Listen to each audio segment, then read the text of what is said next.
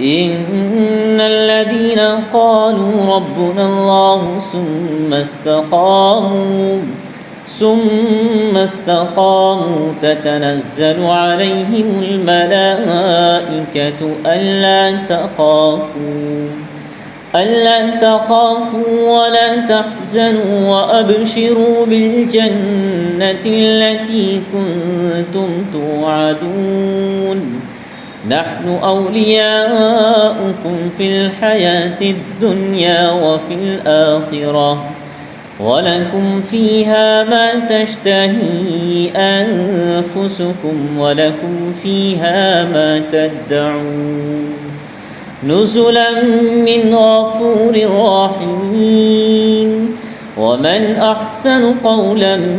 ممن دعا إلى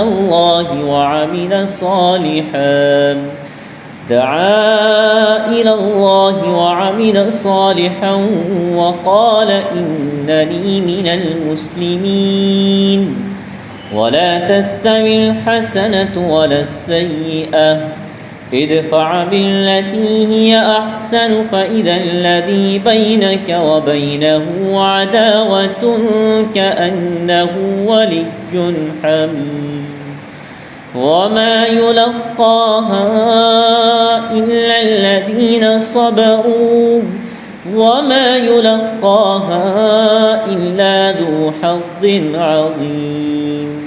وإما ينزغنك من الشيطان نزغ فاستعذ بالله إنه هو السميع العليم